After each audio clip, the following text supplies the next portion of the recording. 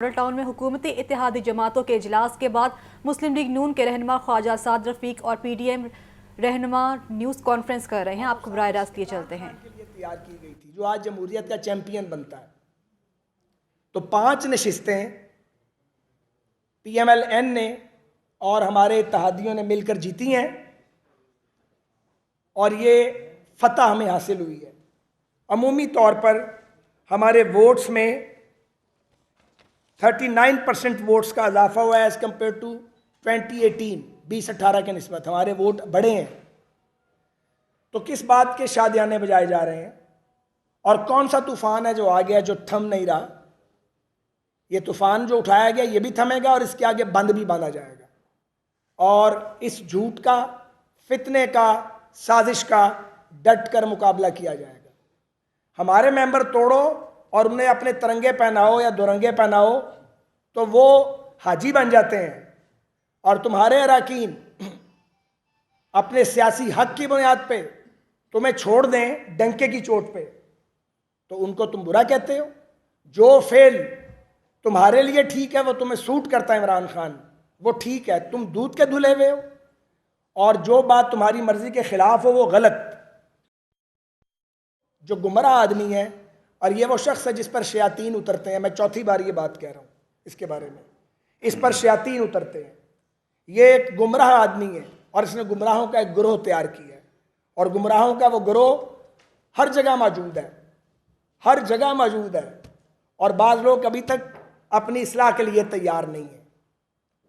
तो ये नहीं मुमकिन कि एक झूठा जो साजिश करके और बच्चा जमूरा बन के वो इक़्तिदार में आया था वो आज वोट को इज्जत देने की बात करे। वोट को इज्जत देने वाले वो हैं जो ये पॉलिटिकल क्लास बैठी है।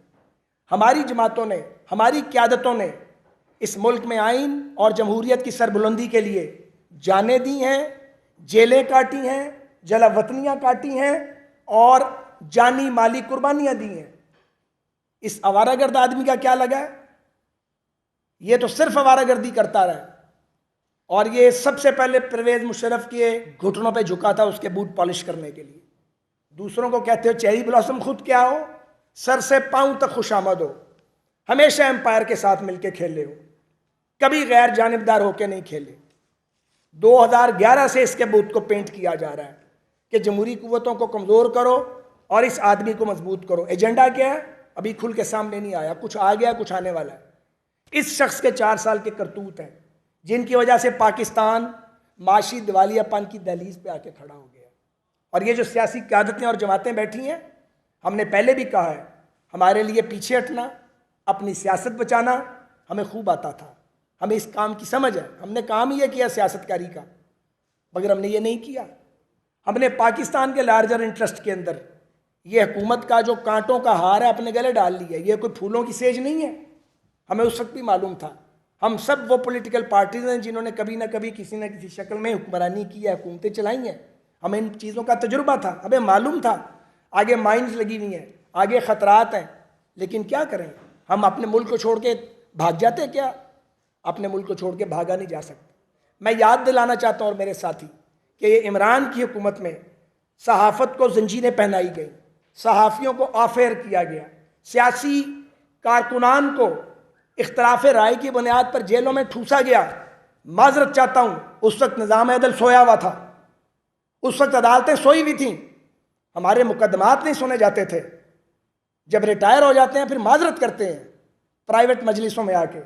मैं किसी का नाम नहीं लूँगा और अगर कोई इसका सवाल उठाएगा फिर नाम भी लिए जाएंगे। तो आप उसी वक्त गंदे काम ना करें, उसी वक्त गंदा धंधा ना करें, जमहूरियत को पल्यूट ना करें, आइन पर शब खून ना मारें, आइन से खिलवाड़ ना करें। नजरिया ज़रूरत के तहत फैसले नहीं होने चाहिए, किसी की भी हुकूमत हो, लेकिन ऐसा माजी में नहीं हुआ। और आखिरकार तवील कैदें काटने के बाद एक एक करके पाकिस्तान की आला अदालतों के साथ से, आला अदालतों से लोग आए, उन फैसलों को पढ़ा जाए। वो फैसले मुंह बोलते हैं और नैब के ड्रैकोनियन दौर और लॉ का मुंह पर तमाचा है। इसलिए आज अगर कोई नैब के पुराने कानून की हिमायत करे, वो कोई भी हो और उसका ताल्लुक किसी भी जगह से हो, वो आइन और जमहूरियत का दोस्त नहीं हो सकता। वो इंसाफ का खून ही होगा, इंसाफ की बात नहीं होगी। लोगों को रुसवा किया, बदनाम किया। क्यों किसी के खिलाफ 3.25 साल में फैसला नहीं आ सका? सबूत ही कोई नहीं था, शवाहिद नहीं थे। तब अखबार की खबरों पे नैब कार्रवाई करती थी। अब कार्रवाई क्यों नहीं नैब कर रही? नैब तो एक आज़ाद अदारा है। अब कार्रवाई करने वाले किधर हैं? जब तोशा खोने की बात होती है, जब बिलियन ट्री सुनामी की बात होती है, जब उनके अहले खाना की करप्शन की बात होती है, उसका भी नोटिस लिया जाना चाहिए। आज के इजलास में यह सवाल भी उठाया गया है और हमें कहा गया है कि इसको मीडिया के जरिए कौम तक और अदारों तक पहुंचाएं कि आखिर क्या वजह है election commission of Pakistan foreign funding case का फैसला क्यों नहीं करता। हम मुतालबा करते हैं पूरी आवाज के साथ कि बरसों से ज़ेर इल्तवा फॉरेन फंडिंग केस का फैसला होना चाहिए। 20 हलकों में से 15 सीटें पीटीआई जीते। शाम तक ये कहे अदालतें खोलो, धांधली हो रही है। जब रिजल्ट मर्जी के आने शुरू हुए तो बिल्कुल चुप पड़ गई, बल्कि जो रोना था वो बंद कर दिया। जब नताइज आ गए तो कहा कि इलेक्शन कमिश्नर जो है ये इस्तीफा दे दे और इलेक्शन कमीशन जानिबदार है। ये उन सब के लिए पैगाम है, उन सब के लिए ये पैगाम है जो भी ये समझता है कि इम्पार्शलिटी जो है उसके नतीजे में आवाज़ें नहीं कसे जाएंगी, आवाज़ें कसे जाएंगी। इसलिए कि इनका मेटल ही ऐसा है पीटीआई वालों का। उन्हें मर्जी का चीफ जस्टिस चाहिए, मर्जी का चीफ ऑफ आर्मी स्टाफ चाहिए, मर्जी का वजीर आजम, एक पपट सदर चाहिए, हर शख्स पपट चाहिए, मर्जी का मीडिया चाहिए। अगर आप ये दे सकते हैं तो फिर नाम नेहाद अमीरुल मोमिनीन जो आजकल बने हुए हैं मौसूफ, फिर उनके सीने में ठंड पड़ेगी। और अगर आप अपने ज़मीर की आवाज़ पे आवाज़ बुलंद करेंगे तो फिर उनका जब वक्त आएगा वो आपका सर कलम कर देंगे, आपको जेल में डालेंगे और कुछ नहीं तो आपको गद्दार करार देंगे, चोर बनाने की कोशिश करेंगे। ये करोड़ों रुपए जो वो सोशल मीडिया पे खर्च कर रहे हैं इमरान खान, ये किधर से आ रहे हैं? इसका भी सुराग लगाया जाएगा कि ये पैसा किधर से आ रहा है, किन मकासद के लिए आ रहा है। हकीम सईद साहब तो बहुत पहले बता गए थे कि ये शख्स कौन है, बहुत पहले बता गए थे। डॉक्टर असरार अहमद मरहूम बहुत पहले बता गए थे कि ये एक साजिश है, ये प्रोजेक्ट इमरान है जो लॉन्च किया जा रहा है। तो गुजारिश ये है, आगे बढ़ते हुए मेरे बाकी दोस्तों ने भी बात करनी है कि ये जो ज़िमनी इलेक्शन है ये मकबूलियत का बैरोमीटर बिल्कुल नहीं है। इसमें हमने आपकी 5 नशिस्तें जीती हैं, हमारे वोट बढ़े हैं, अल्हम्दुलिल्लाह हमारा वोट बैंक इंटैक्ट है, कोई किसी गलत फहमी में ना रहे। अगली बात, जब इसकी मर्जी का फैसला नहीं आता तो कहता मुल्क के टुकड़े हो जाएं, खाकम बदान। पाकिस्तान पे एटम बम गिराने की बात करता है, अल्लाह रहम फरमाए। फिर ये इसको कुछ नजर नहीं आता, ब्लाइंड हो जाता है, बिल्कुल ब्लाइंड हो जाता है। और अगर इसको कुछ मिलता नजर आता है तो फिर ये उस वक्त इसको सुकून आता है। लेकिन फिर भी ये शख्स पुरसुकून नहीं होता, ज़हनी मरीज भी है, साजिशी भी है। बहुत बड़े बड़े साजिशी देखे, इमरान खान और उसके टोले जैसा साजिशी नहीं देखा। अब कुछ और गुजारिशात है। ये जो बात होती है पार्लियामेंट के फैसलों की, तो हम सब पार्लिमानी नुमाइंदा कुव्वतें, हम सब जो जमहूरी कुव्वतें हैं, हम बाआवाज़े बुलंद ये गुजारिश करना चाहते हैं कि पार्लिमान के फैसलों का एहतराम किया जाए। कानून साजी हमारा इख्तियार और हक है, इस इख्तियार और हक पे हम कोई कॉम्प्रोमाइज़ नहीं करेंगे, बिल्कुल कोई कॉम्प्रोमाइज़ नहीं होगा और उस पर खामोश भी नहीं रहा जाएगा। ये नहीं हो सकता कि पाकिस्तान के लार्जर इंटरेस्ट के अंदर पार्लियामेंट कोई काम करे उसको अनडन किया जाए, ये अफसोसनाक है। इसकी पाकिस्तान के वफाकी पार्लिमानी निज़ाम और 73 के आइन में गुंजाइश नहीं है। और पीडीएम, एएनपी और पाकिस्तान पीपल्स पार्टी जो हम सब इकट्ठे हैं, हम बड़े अदब के साथ ये गुजारिश भी करना चाहते हैं कि 63A की तशरीह पर अदालती फैसले पर हमारी रिजर्वेशन है और हम सब ये समझते हैं कि ये फैसला आइन की रूह से मुतसादिम है। और सुप्रीम कोर्ट बार की review petition honourable supreme court of Pakistan में कई दिनों से पड़ी हुई है। हमारी इस्तदा है, हमारी दरख्वास्त है, हमारी अपील है कि इस रिव्यू पिटीशन को फुल कोर्ट सुने और इस पे जल्द अज जल्द फैसला दिया जाए। हम ये फिर कहना चाहते हैं कि आइन में इख्तियारात की तकसीम वाज़ेह है, कानून साजी पार्लिमान का हक है। हम ये समझते हैं कि इसमें मदाखलत नहीं होनी चाहिए, और हम ये भी समझते हैं कि इमरान खान और उसका टोला, जो इमरान माफिया है, ये जो फितना इमरानिया है, ये चाहता है कि अदालतों के कंधों पे चढ़ के ये आइन के साथ छेड़छाड़ करवाए, ये अदारों को मुतनाज़ा बनाने की साजिश कर रहा है। ये इसके साथी कहते हैं कि उनके मुंह को खून लगा हुआ है। ये मेरे अल्फाज नहीं, उनके अल्फाज हैं। और ये जब फैसला आइन और कानून के मुताबिक आता है, ये टारगेट कर देते हैं। हमने ये नहीं किया, किसी ने भी हमें से, हम ऐसा करेंगे भी नहीं। लेकिन इमरान की किसी शैतानी मूव के जवाब में फैसला हुआ कि खामोश नहीं रहा जाएगा, उसका टिका के बराबर जवाब दिया जाएगा। तो ये चंद गुजारिशात हैं। ये जो इलेक्शन हुआ है, इसने साबित कर दिया है कि एस्टेब्लिशमेंट और इलेक्शन कमीशन इम्पार्शल थे। इसको तस्लीम किया जाना चाहिए, इसकी तहसीन की जानी चाहिए। लेकिन हम जिन्हें 5 सीटें मिली हैं, हम तहसीन कर रहे हैं, जिसे 15 मिल गई हैं वो रो रहा है, उसका रोना ही ख़त्म नहीं होने में आ रहा। तो ये चंद गुजारिशात करनी थी। मेरे इर्द गिर्द बहुत सीनियर मेरे साथी और पॉलिटिशियंस मौजूद हैं।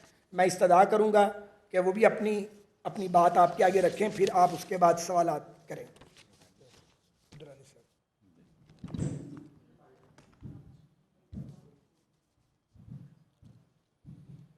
बिस्मिल्लाहिर्रहमानिर्रहीम।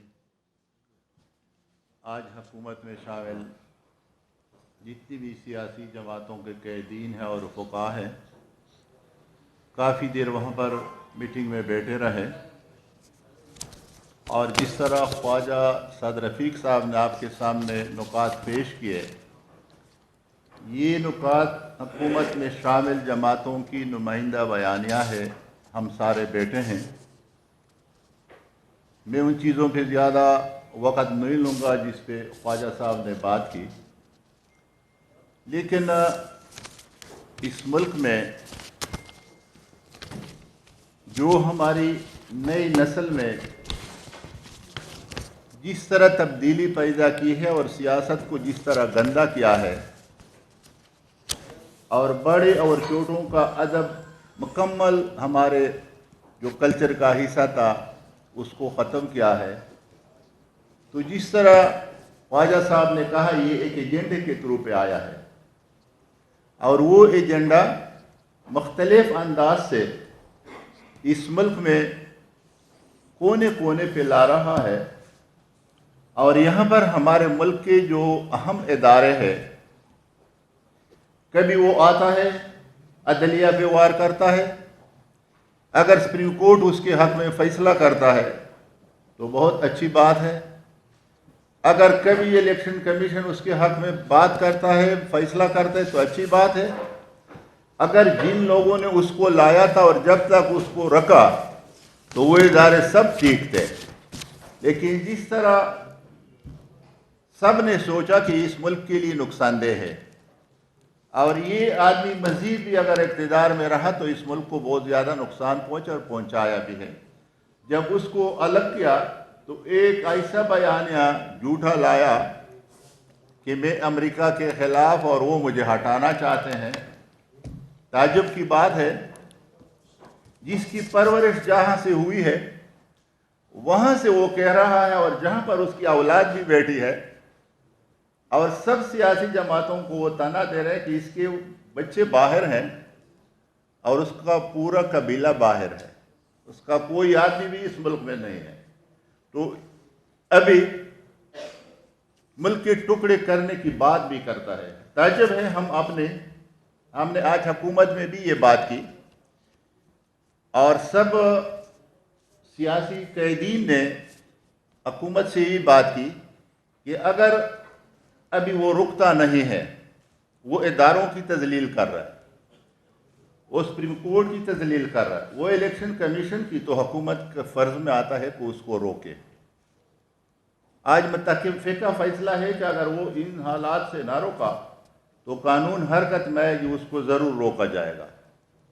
अभी अगर ये बातें जो वो कह रहा है इदारों के बारे में, अदलिया के बारे में, कोई और शख्स करता तो ज़रूर अभी आपके मीडिया के ज़रिए और कौम के सामने वो गद्दार होता, लेकिन वो आज भी पाकिस्तान का वफादार है और पाकिस्तान की मईशत को इतना तबाह बर्बाद किया कि चौधरी शुजात साहब ने कहा था कि वज़ीर आज़म के ओहदे के लिए कोई तैयार नहीं होगा, इस आदमी ने इतना नुकसान किया है। और ये हम सब जानते थे कि अगर ये आदमी मजीद रहा तो ये मुल्क बिल्कुल मुकम्मल दिवालिया हो जाएगा। और ये ग्रे लिस्ट में था।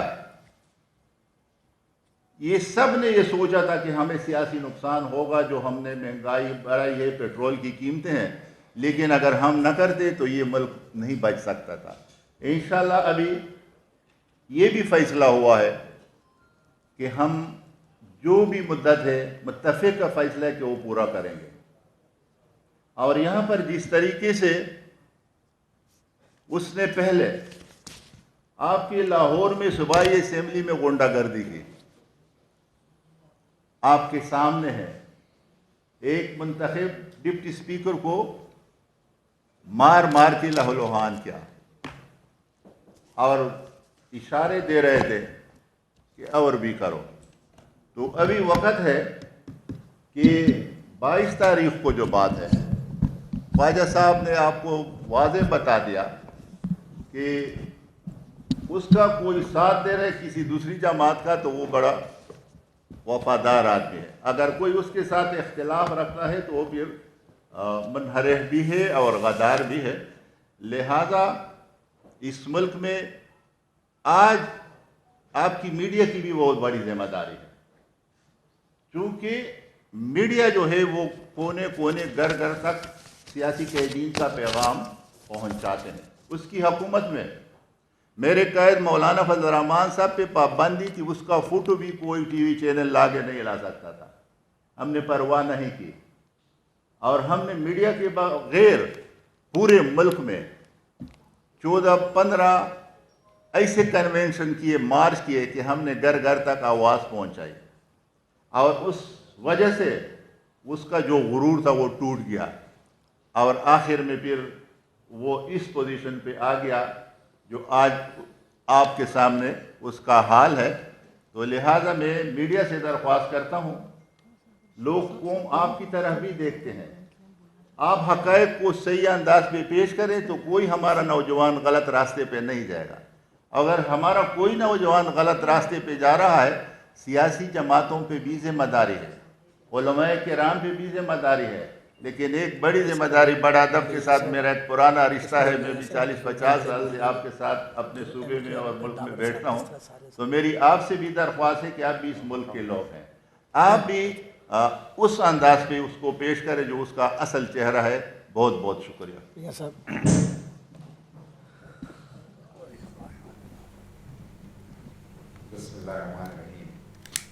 तफसील से बात हो गई और रिपीटिशन भी नहीं होनी चाहिए, आप भी खबरें दे रहे, यानी आपको भी वक्त चाहिए।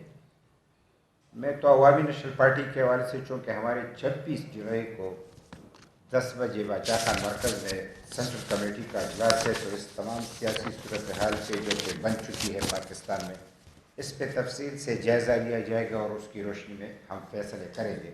लेकिन चूँकि यहाँ पे अपोजिशन का इजलास बुलाया गया था और हमें दावत दी गई थी, तो हमने उसमें शिरकत की और हम है ही एक, यानी अपोजिशन एक ही अपोजिशन है। जो पंजाब में नताइज आए, अगर ये गुज़िश्ता हुकूमतों की तरह होते तो ये नताइज ऐसे नहीं आते। ये जमहूरी लोग हैं, जमहूरी फ़िज़ा फराहम की, रोने वाला आज भी रो रहा है, उसकी आदत है, वो रोता रहेगा। लेकिन अगर शफाफ इलेक्शन ना होते और हम शफाफ इलेक्शन पे ज़ोर न देते, तो आज वो जो कुछ कह रहे हैं, हम इस पे भी सोचेंगे कि इसके हवाले से भी यानी मज़ीद तहकीकात होनी चाहिए। लेकिन जो नतीजा भी आया आपके सामने है कि अब मैं तमाम साहिबान से ये गुजारिश करूँगा कि खुदारा इसको तो ये ज़रूर कहे कि एक इमरान ने एक बात कर दी, 20 है और इनकी है और हम लेके उड़ेंगे। बाबा 20 तुम्हारे थे, तुमसे भाग गए थे। ये उस दौर की बात है जब मुस्लिम लीग उरूज पे थी और उस वक्त भी ये सीटें वो न जीत सके। आज भी उन्होंने उसमें 5 जीते हैं। तो बात इतनी सी है कि उसने कोई तीर नहीं मारा, लेकिन हमें सोचना ज़रूर है। अगर ये नतीजा ना आता तो शायद हम ये कहते कि हमारी तमाम पॉलिसियाँ ठीक है। तो ये ज़रूरी है कि हम आज इस पे गौर करें कि ये सूरत हाल क्यों बनी, और एक बंदा जो कि खुद यानी लॉन्ग मार्च के हवाले से, जो कि डरने का अपने आप को माहिर समझता था, लॉन्ग मार्च से कैसे वो गायब हुआ, किस तरीके से अपने लोगों को अकेला छोड़ दिया। और उसके हवाले से भी बहुत सारी बातें हैं, लेकिन मैं उस पर भी बात करना नहीं चाहता। हम पार्लियामेंट की सुपरमेसी की बात करेंगे। ये जब पार्लियामेंट में था तो तब भी हमने कहा था इसको इतनी भी हिम्मत नहीं थी कि वो पार्लियामेंट में आए, अक्सर गैब रहता था, कभी अजलास में नहीं आता था, उसको अहमियत ही नहीं देता था। और खुद आजकल जो कुछ कह रहा है, तो आज यानी खुद कह रहे कि मुझे तो बजट पास करने के लिए भी एजेंसियों से भीख मांगना पड़ता था। तो खुद कह भी रहा है, लेकिन बदकिस्मती से पाकिस्तान में ऐसी बातों पे कि ये अजीब अनोखा लाडला है कि ये एस्टेब्लिशमेंट के साथ था, जीत गए तो हम कह रहे थे कि एस्टेब्लिशमेंट ने जितवाया। आज एस्टेब्लिशमेंट के खिलाफ बोल रहे हैं, तब भी जीत गए, तो ये क्या हुआ? तो कहीं कुछ तो है जिसकी पर्दादारी है। तो मैं ये ज़रूर कहूँगा कि आज जो पार्लियामेंट की सुपरमेसी की हम बात कर रहे हैं, उस वक्त भी कर रहे थे, मार्शल लॉ की दौर में भी करते रहे, आइंदा भी करते रहेंगे कि पार्लियामेंट की सुपरमेसी होनी चाहिए। आज आईन की बालादस्ती की हम बात करते हैं। आईन को कोई भी तोड़ता है, वो चाहे वजीर आज़म हो, चाहे वो सदर हो, चाहे वो यानी अदालत में बैठे हुए हो, चाहे वो कोई और इदारा हो, चाहे वो कुछ भी हो, हम ये ज़रूर समझते हैं एस्टेब्लिशमेंट हो, वो सब के सब आईन के तहत काम करेंगे। आईन से मावरा किसी को इसकी इजाज़त नहीं दी जा सकती। यहाँ पे प्रेशर बढ़ाया जाता है, एक एक फैसले को 7-7 साल रोका जाता है, और ऐसे लोग भी हैं जो पार्लियामेंट में फैसले भी देते हैं और उसके बक्स में 52,000 जाली वोट होते हैं, और उसको फैसलों पे भी यानी पार्लियामेंट भी चलता है और उस पर अदालत में भी चला जाता है। तो इसका तो कहीं ना कहीं तो रुख के तदारुक करना होगा। लिहाजा आईन की बालादस्ती के लिए हमारा जंग जारी रहेगा। हम अदालत से ज़रूर ये दरख्वास्त करते हैं, क्योंकि फैसले उनको करने हैं। आईन की इंटरप्रिटेशन तो वो कर सकते हैं, नया आईन कोई नहीं लिख सकता सिवाय पार्लियामेंट के। पार्लियामेंट ही आईन का जो लिखना है या उसको कम करना ज़्यादा करना, ये पार्लियामेंट का काम है, लेकिन अदालत तशरीह कर सकता है, उसको अपने अंदाज में लिख नहीं सकता। लिहाजा मैं ये कहूँगा कि जो ये फैसला कि वोट तो जिसने डाला है वो डिस्क्वालीफाई हो जाए और उसका वोट भी शुमार ना हो, तो फिर डिस्क्वालीफाई किस पे हुआ? वोट डाला तो डिस्क्वालीफाई हुआ, तो वोट शुमार नहीं हुआ तो किस पे डिस्क्वालीफाई हुआ? ये वो है कि ये आईन से मुतसादिम है। लिहाजा हम आईन की बालादस्ती की बात ज़रूर करेंगे, और तमाम इदारों को चाहिए कि वो अपना ही किबला दुरुस्त करके आईन के रूह के मुताबिक अपना किरदार अदा करें। और आखिर में मैं ये कहूँगा कि सबसे बड़ा मसला महंगाई का है। वो इस यानी जिस दौर में भी हो, हमारे दौर में हो, हम खुद हुकूमत में हो, महंगाई हो, तो हम इसकी मुखालिफत करेंगे।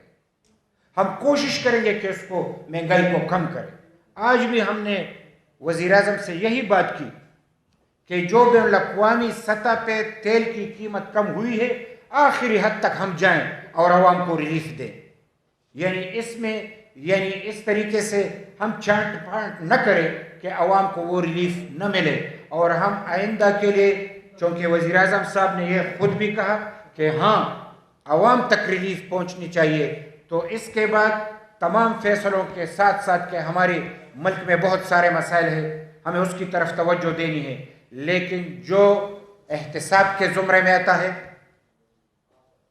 जो कि जिसने यानी यहाँ पे बेईमानी की है उसके साथ कड़ा एहतिसाब होगा। ये नहीं है कि पहले एहतिसाब के नारे लगा के मुखालिफिन को पकड़ लेते थे, आज वही एहतिसाब के ज़ुमरे में आते हैं तो दनदनाते फिर रहे हैं। यानी उनको पकड़ के याद दिलाना चाहिए कि तुमने जो बेईमानी की है इसकी इजाज़त नहीं दी जा सकती। मैं खुल के ये बात इसलिए कह रहा हूँ कि अब तो टीवी पे भी आता है कि फ़लाने किया फ़लाने किया फ़लाने किया, तो नाम लिए बगैर उन तमाम लोगों को कैफ़े किरदार तक पहुँचाना चाहिए, चाहे वो कितना ही बड़ा क्यों ना हो। और यही एहतिसाब का कि उसमें ज़ातियात ना हो, उसमें अपने मुखालिफिन की बात ना हो, मुल्क की खातिर, मुल्क के मुस्तकबिल की खातिर बड़ी ईमानदारी से एहतिसाब करके जिसने बेईमानी की है कौम का पैसा लेके आवाम को दिया जाए और बैनुल अक़वामी और मुल्क की सतह पे रिलीफ के लिए हमारे वज़ीर आज़म साहब भी और पार्टियों के तमाम कायदीन को हमने रिक्वेस्ट की और आपके ज़रिए भी कर रहे हैं कि वो अपने असर रसूख को इस्तेमाल करके बैनुल अक़वामी सतह पे जो महंगाई हमारे गले पड़ी है उसको कम करने के लिए इक़दाम उठाए। बड़ी मेहरबानी। MKM खालिद अब्दुल अपने वसीम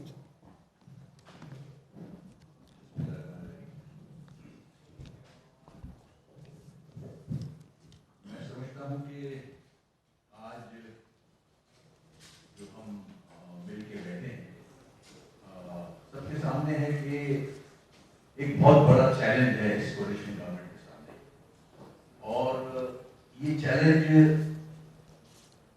जो इस हुकूमत और सियासी जमातों ने लिया है उन हालात को देखते हुए लिया है। जब PTI की हुकूमत थी और प्राइम मिनिस्टर साहब के बयान रिकॉर्ड पे कि मुझे पता है महंगाई बहुत हो चुकी है, कंट्रोल से बाहर है, ये उनके स्टेटमेंट्स बता रहा हूँ। और जब उस हुकूमत को बरतरफ किया गया, हटाया गया, वो भी एक जमहूरी तरीके से हटाया गया।